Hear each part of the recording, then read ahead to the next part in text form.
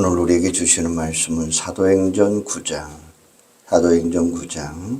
17절에서 22절 말씀까지입니다. 사도행전 9장 17절에서 22절입니다. 아나니아가 떠나 그 집에 들어가서 그에게 안수하여 이르되, 형제 사울아, 주 곧 내가 오는 길에서 나타나셨던 예수께서 나를 보내어 너로 다시 보게 하시고 성령으로 충만하게 하신다 하니, 즉시 사울의 눈에서 비닐 같은 것이 벗겨져 다시 보게 된지라. 일어나 세례를 받고 음식을 먹으며 강건하여 지니라. 사울이 다메섹에 있는 제자들과 함께 며칠 있을새 즉시로 각 회당에서 예수가 하나님의 아들이심을 전파하니, 듣는 사람이 다 놀라 말하되, 이 사람이 예루살렘에서 이 이름을 부르는 사람을 멸하던 자가 아니냐. 여기 온 것도 그들을 결박하여 대제사장들에게 끌어가고자 함이 아니냐 하더라. 바울은 쉼을 더 얻어 예수를 그리스도라 증언하여 다메섹에 사는 유대인들을 당혹하게 하니라. 아멘.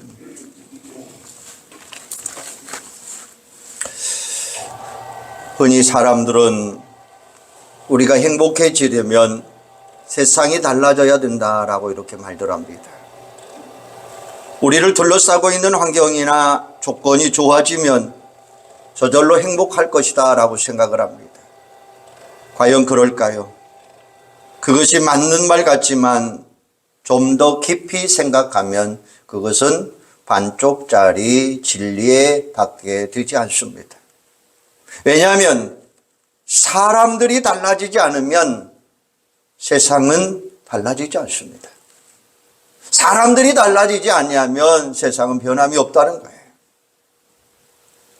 오늘날 물질 문명이 우리에게 잘 설명해 주고 있습니다. 세상이 옛날보다 훨씬 더 좋아졌습니다. 더 잘 살고 있습니다. 잘 먹고 있습니다. 하지만 여전히 우리에게 행복이 저절로 요구되고 있습니다. 이유가 뭐라고 생각하십니까? 그 이유는 사람들이 달라지지 않았기 때문이에요. 우리 인간은 아무리 거치장을 화려하게 해도 본질상 죄인에 불과합니다. 예레미야 17장 9절에 보면 만물보다 거짓되고 심히 부패한 것이 사람의 마음이니라 라고 말씀하셔요. 우리 인간의 본질이 쉽게 바꾸어질 수 없다는 거예요. 예레미야 13장 23절에 보면 구스인이 그의 피부를 표범이 그의 반점을 변하게 할 수 있느냐라고 했어요. 흑인이 까만 피부를 바꿀 수가 있겠습니까? 표범의 반점을 없앨 수가 있겠습니까? 그럴 수 없다는 거예요. 마찬가지로 우리 자신도 스스로 힘으로 바꿀 수 없다라는 말씀이에요. 우리가 결심하고 노력하면 그것이 가능할까요? 작심삼일이란 말이 있듯이 그렇게 되기가 절대로 쉽지 않다라는 말씀이죠. 그래서 어떤 경우에는 변하지 않는 내 자신의 모습이 정말 미울 때가 많이 있습니다. 그러면 지식으로 가능할까요? 물론 조금은 변할 수 있는 가능성이 있어요. 하지만 그것은 근본적인 변화라기보다는 마치 겉포장과 똑같다는 이야기예요. 좀 더 교양 있게 보이고 세련되게 보일 뿐입니다. 우리 인간의 본성은 교육이나 지식으로는 변할 수가 없습니다. 거기에 대한 확실한 증거가 뭡니까? 우리가 살고 있는 지금 이 시대, 고학력 시대입니다. 많이 배웠습니다. 많이 알고 있습니다. 그런데도 이 땅의 범죄는 줄어들지 아니하고 있어요. 참으로 아인이란 것은 문명 집수가 높아지면 높아질수록 범죄 지수도 더 높아진다는 말이에요. 많이 배운 사람들이 더 큰 범죄자가 되는 경우가 허다하다는 거예요. 그렇다면 우리가 만든 법이나 공권력으로 가능할까요? 일시적으로는 악을 억압할 수 있습니다. 사회 정의를 위해서 그것이 필요합니다. 하지만 그것도 역시 우리 인간의 본질을 변화시킬 수가 없습니다. 감옥에 가둔다고 해서 사람이 쉽게 변화되던가요? 물론 좀 더 나은 모습으로 교화가 되는 경우도 있습니다. 하지만 더 악하고 더 못된 짓을 배워가지고 나오는 경우도 많이 있다는 이야기죠. 정말이지 우리 인간은 좋은 쪽으로 잘 변화되지 않는 것입니다. 그래서 성경은 말세 징조 중에 가장 대표적인 것이 인간성의 타락이라고 지적하면서 디모데후서 3장 1절에서 3절 말씀에 보면 이렇게 나와 있어요. 너는 이것을 알려 말세에 고통 당하는 때가 이르러 사람들이 자기를 사랑하며 돈을 사랑하며 자랑하며 교만하며 비방하며 부모를 거역하며 감사하지 아니하며 거룩하지 아니하며 무정하며 온통함을 풀지 아니하며 모함하며 절제하지 못하며 싸우나니 선한 것을 좋아하지 아니하며 배신하며 조급하며 자만하며 쾌락 사랑하기를 하나님 사랑하는 것보다 더하며 라고 이야기하고 있어요. 이 말씀대로라고 하면 앞으로 우리 인간은 더 악해질 것이고 따라서 우리 인간은 점점 더 불행해질 수밖에 없다는 이야기죠. 그렇다면 우리에게 변화의 가능성은 전혀 없을까요? 물론 그렇지 않습니다. 방법은 있습니다. 하나님의 능력으로 가능한 줄로 믿으시기를 바랍니다. 고린도후서 5장 17절에 보니까 그런즉 누구든지 그리스도 안에 있으면 새로운 피조물이라 이전 것은 지나갔으니 보라 새 것이 되었도다라고 말씀하셔요. 예수 만나면 죄인인 우리가 새롭게 변화될 수 있다라는 말씀이에요. 디도서 3장 5절에 보면 성령으로 새롭게 하신다라고 말씀하고 계셔요. 이 말씀은 성령께서 우리를 변화시켜 주신다라는 말씀이죠. 스가랴 4장 6절에 보면 이는 힘으로 되지 아니하며 능력으로 되지 아니하고 오직 나의 영 성령으로 되느니라. 할렐루야. 오늘 본문에도 그런 비슷한 이야기가 나와요. 우리가 너무나 잘 알고 있는 바울의 변화를 보시기 바랍니다. 사울이 변해서 바울이 되지 않았습니까? 바울이 어떻게 변했나요? 다메섹 도상에서 예수를 만났기 때문입니다. 성령에 사로잡혔기 때문이에요. 이것이 사람의 근본을 바꿀 수 있는 유일한 방법이다라는 말씀이에요. 이처럼 우리가 변하면 환경이나 조건이 달라지지 않다 할지라도 얼마든지 변화된 삶을 살 수 있다고 하는 사실이에요. 행복한 인생이 될 수 있다고 하는 사실이에요.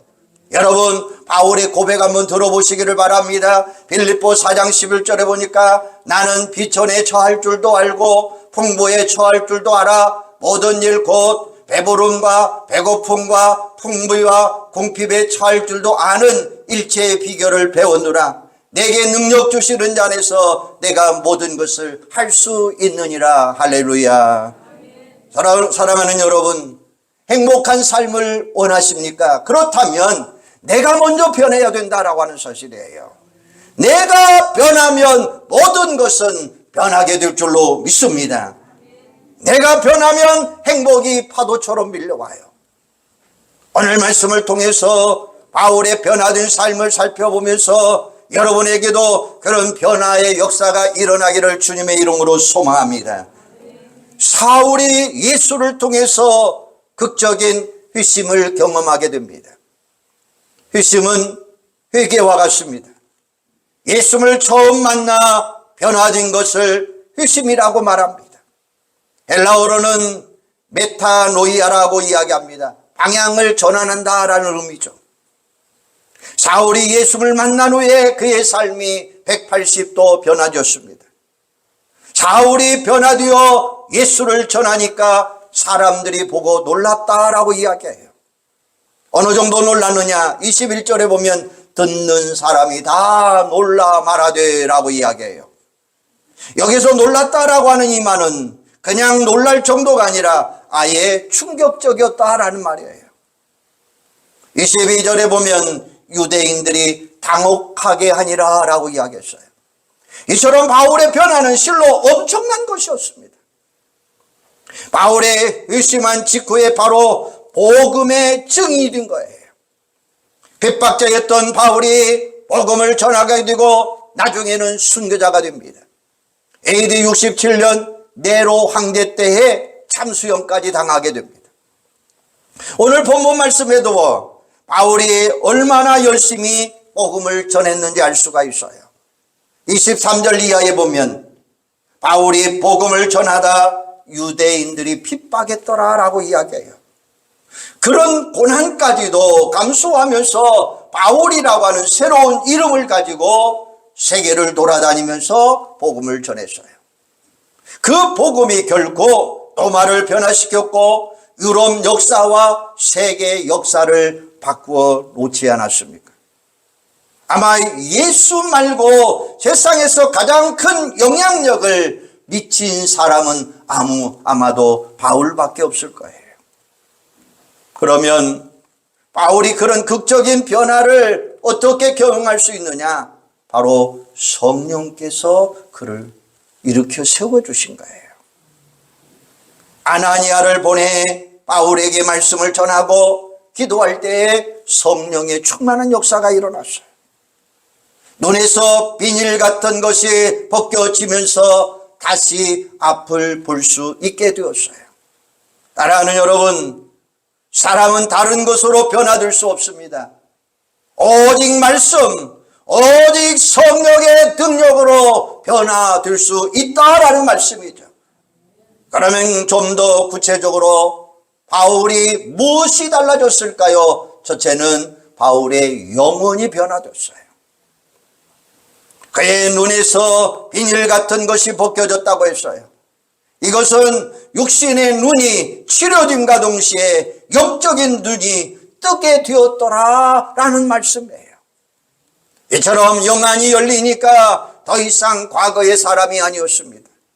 그가 하나님을 바라보게 되었습니다. 예수님이 하나님의 아들이심을 믿게 되었습니다. 더 나아가 천국을 소망하게 되었습니다. 영안이 열리면 사람들이 이렇게 변화될 줄로 믿습니다. 요한복음 3장에 보시면 니고데모의 이야기가 나와요. 니고데모는 모든 것을 다 갖춘 사람이에요. 하지만 왠지 마음이 답답하고 말씀을 들어도 이해가 되지 않아요. 그래서 한밤중에 예수님이 너무 궁금해서 찾아갔어요. 이것을 보면 세상의 모든 조건을 다 갖추어서도 그의 영혼이 얼마나 곤고하고 있는가라는 사실을 알 수 있어요. 그런 니고데에게 예수님이 뭐라고 이야기합니까? 요한복음 3장 6절에 보면 육으로 난 것은 육이요 영으로 난 것은 영이니 사람이 물과 성령으로 나지 아니하면 하나님의 나라에 들어갈 수 없느니라 이렇게 말씀하셔요. 우리 몸은 부모님이 낳아주시지만 우리 영혼은 성령으로 거듭나게 되어 있어요. 죄로 죽었던 영혼이 성령의 능력으로 다시 새 생명을 얻을 수 있다고 하는 말씀이에요. 눈에 보이지 않지만 분명히 존재하고 있는 거예요. 이것은 마치 바람이 우리 눈에 보이지 않지만 느껴지는 것과 똑같아요. 니고데모는 권세도 부도 명예도 모든 것을 다 갖춘 사람이었어요. 하지만 만족이 없었고 결코 행복하지 않았어요. 여러분, 우리 인간은 하나님을 만나기 전까지는 결코 행복이 있을 수 없다는 거예요. 그래서 어거스틴은 이런 말을 했어요. 하나님, 당신의 품 안에 안기기 전까지는 내 영혼에 참 평안이 없다라고 이야기해요. 성령으로 말미암아 우리의 영혼이 변화되는 역사가 일어나기를 주님의 이름으로 축원합니다. 두 번째는 바울의 인생관이 달라졌어요. 바울도 회심하기 전에는 보통 사람들처럼 세상을 추구하면서 살았어요. 세상의 부와 권세와 명예를 추구했습니다. 믿는 사람들을 핍박한 것도 그 다른 이유에서 있었을 것입니다. 하지만 예수를 만난 이후에 바울의 인생관이 전혀 달라지게 된 거예요.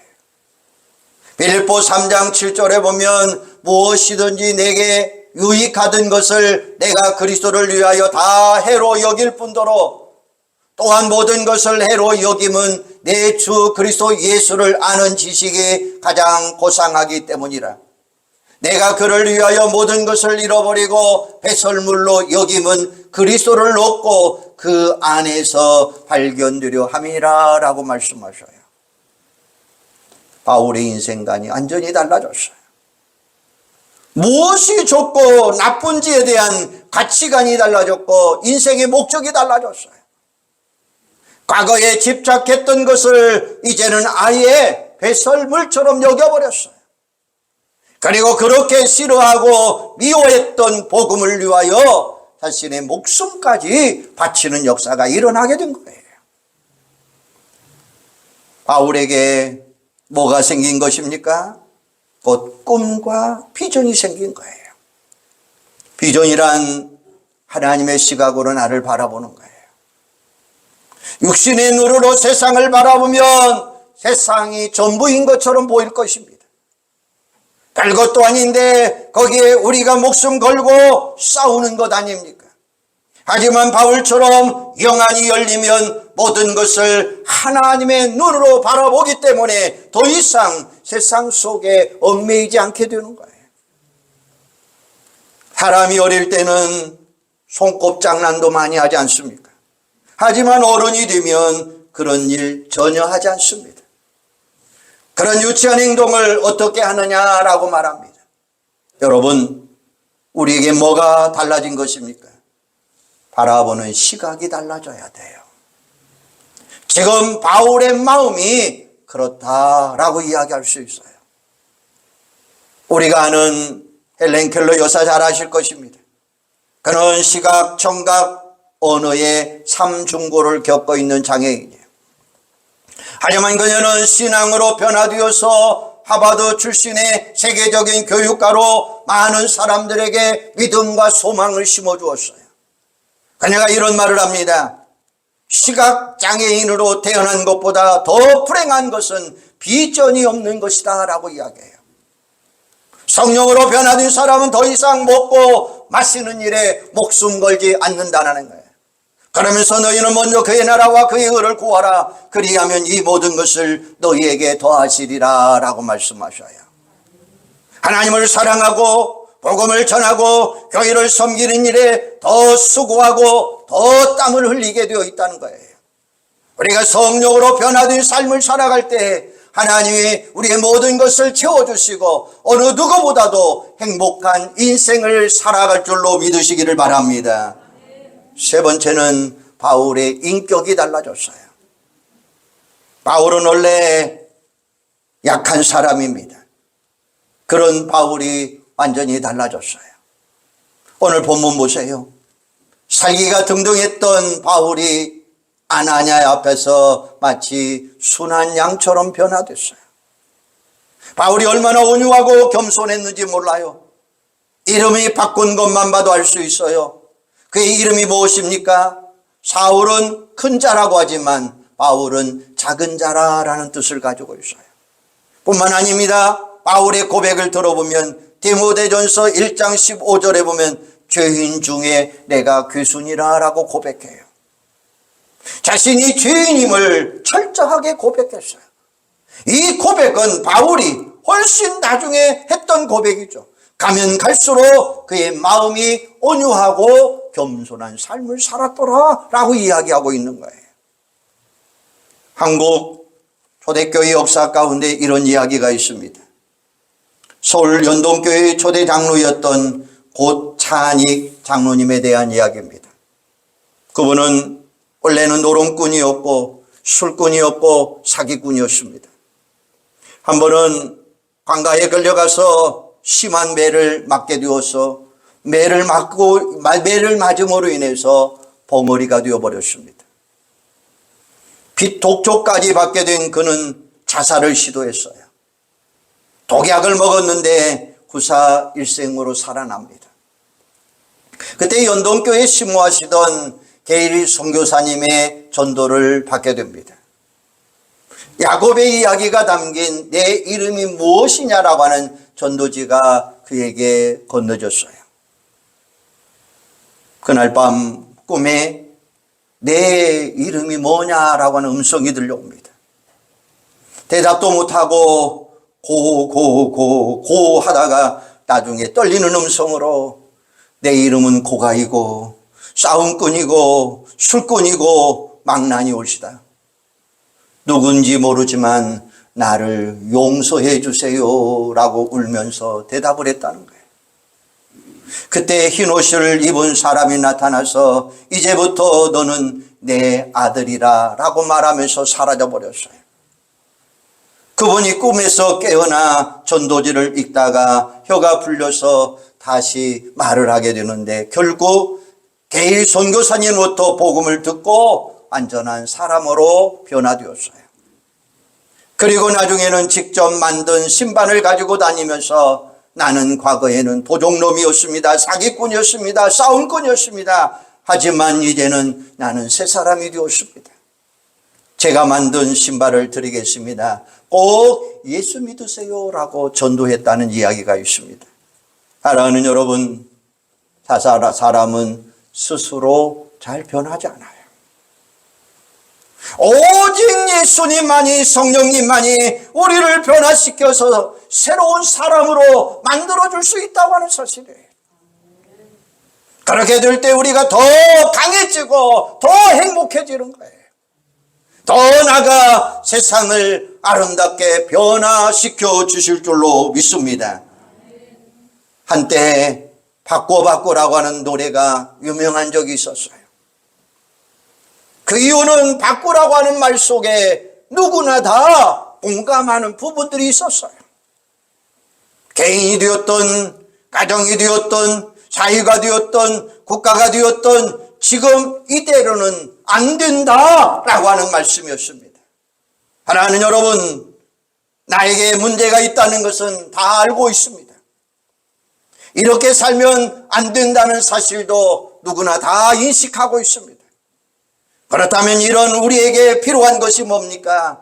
나를 바꿔야 될 줄로 믿습니다. 나를 바꾸고 나를 개혁하는 신앙이 필요하다라는 말씀이에요. 나를 바꾸기 위해서는 필요한 것이 무엇이 있습니까? 나를 바꾸기 위해서는 필요한 것은 용기라는 말씀이에요. 나를 바꾸기 위해서 필요한 것이 힘이요, 나를 바꾸기 위해서 필요한 것은 겸손이요, 나를 바꾸기 위해 필요한 것은 바로 기도라고 한 말씀이에요. 하지만 나를 바꾸기 위해서 가장 필요한 것이 있다면 그것은 성령인 줄로 믿으시기를 바랍니다. 성령의 도움이 아니면 그 어느 것도 바꿀 수가 없다고 하는 사실이에요. 여러분은 성령으로 말미암아 나를 확실히 바꾸는 믿음의 성도들이 되시기를 주님의 이름으로 축원합니다. 오늘 말씀은 하나님께서 이방인 전도를 위해 바울을 변화시키는 내용이에요. 다메섹 도상에서 예수를 핍박했던 사울을 예수를 증거하는 바울로 바꾸어 놓았어요. 오늘 우리에게도 이런 변화의 역사가 일어나야 돼요. 사울이 바울로 변화된 것처럼 우리에게도 새롭게 변화되는 역사가 일어나야 될 줄로 믿습니다. 사도 바울처럼 바라보는 눈이 달라져야 돼요. 그러기 위해서는 우리의 눈에서도 세상의 비닐이 벗겨져야 됩니다. 꼭 바라봐야 될 것, 바라보는 눈이 있어야 돼요. 오직 예수 그리스도를 바라보시기를 바랍니다. 사도 바울도 오직 예수 그리스도를 바라봤어요. 한마디로 말하면 예수님에게 완전히 변화되어서 그가 바꿔졌다라고 하는 사실이에요. 또 바울처럼 말이 달라져야 돼요. 말을 하지 말라는 뜻이 아니에요. 말을 적게 하라는 말도 아니에요. 말의 수준을 높이라는 것입니다. 해야 할 말, 해서는 안 될 말을 잘 구분하라는 말이에요. 말에는 능력이 있습니다. 말이 사람을 살리기도 하고 죽이기도 합니다. 말이 상처를 주기도 하고 치유하기도 하고 무너뜨리기도 하고 세워지기도 한다라는 말씀이에요. 우리는 생명을 살리라는 말입니다. 창조적인 말을 하라는 거예요. 소망을 주는 말을 하라는 것입니다. 바울이 성령 받기 전에는 죽이는 말을 했지만 성령 받은 후에는 살리는 역사가 일어나게 되었어요. 예수를 그리스도라 증언하여 바로 유대인들이 당혹스럽게 되었더라라는 말씀이죠. 뿐만 아니라 바울처럼 우리의 삶의 틀이 바꿔져야 됩니다. 예수를 핍박하던 삶이 예수를 증거하는 삶으로 바꿔져야 돼요. 집안의 가구를 옮겨 다시 배치하는 것처럼 우리의 삶의 틀을 바꿔 나가자는 사실입니다. 그렇게 할 때 바라기보다는 내가 먼저 섬기는 삶을 사는 여러분들이 되기를 바랍니다. 미국 침례교신학교의 설립자인 교장 캐롤 박사님이 하루는 시골 전도사님이 자기 집에서 잠을 자는데 아침에 그 전도사님의 구두를 깨끗하게 닦아줬어요. 전도사님이 깜짝 놀라서 그 구두를 못 닦게 하니까 캐롤 박사님이 이렇게 이야기합니다. 아닙니다. 하나님의 사자의 구두를 닦아드리는 것이 나에게는 영광이요 나에게는 기쁨입니다 라고 말하더라는 거예요. 이번 주간에 둘째 아들이 집에 왔어요. 근데 둘째 아들 집에 왔는데 너무나 구두가 반짝반짝 빛나는 거예요. 그러니까 엄마가 이야기해요. 야, 아들 구두를 정말 이렇게 깨끗하게 닦고 사네 라고 이야기해요. 그러니까 아들이 하는 말 아니에요. 우리 교회 안에 장애인 집사님이 한 분이 계시는데 우리 교육자실에 있는 모든 목사님들의 구두를 깨끗이 날마다 닦아준다는 거예요. 너무나 죄송스러워서 구두를 안 가지고 가면 그날은 그 집사님으로부터 불호령이 떨어진다는 거예요. 내가 닦고 싶은데 왜 목사님들이 나를 협조 안 해줘 않느냐고.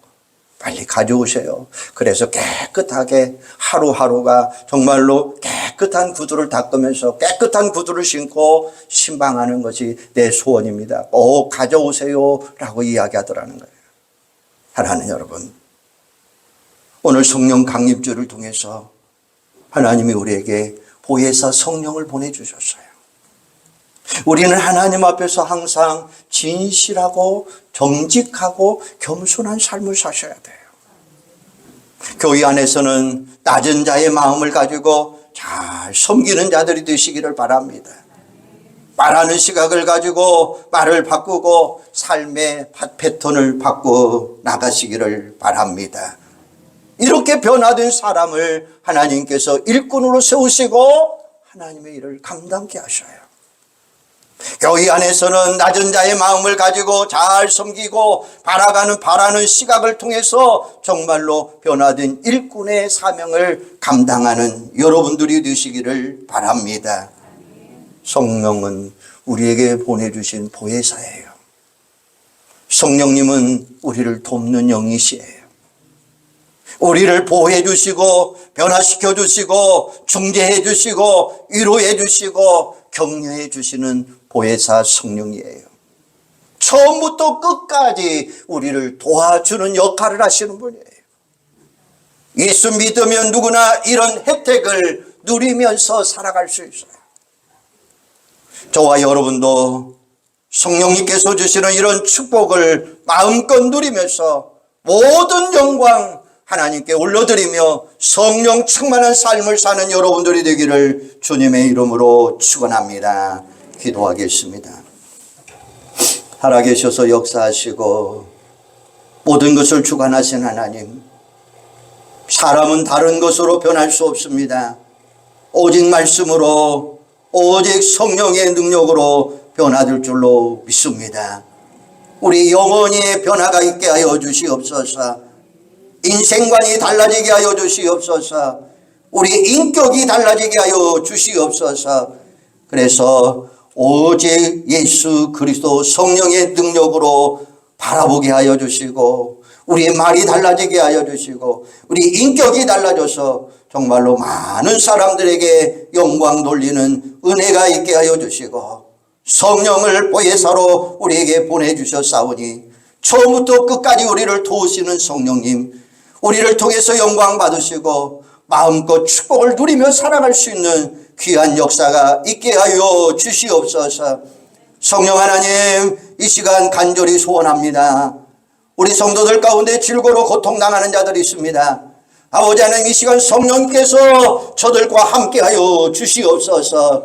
저들을 만져주시기를 원합니다. 저들을 회복시켜 주시기를 원합니다. 저들을 치유하여 주시기를 원합니다. 나사렛 예수의 이름으로 치유될지어다. 회복의 역사가 일어나게 하여 주시옵소서. 막힌 것이 떨어지게 하여 주시옵소서. 아버지 하나님, 열릴지어다. 열려지게 하여 주시기를 원합니다. 바라보게 하여 주시기를 원합니다. 그래서 성령의 능력으로 깨끗함을 얻게 하여 주시고 고통과 통증이 사라지게 하여 주시기를 원합니다. 아픔이 사라지게 하여 주시기를 원합니다. 성전 미문에 있는 안준뱅이가 아버지 하나님 걷고 뛰며 하나님을 찬양했던 것처럼 우리 성도들의 모든 삶의 역사가 고통이 사라지고 아픔이 사라지고 질고가 사라지고 문제가 사라지고 오직 성령의 능력으로 새롭게 변화되는 역사가 일어나게 하여 주시옵소서. 예수님의 이름으로 기도하옵나이다. 아멘.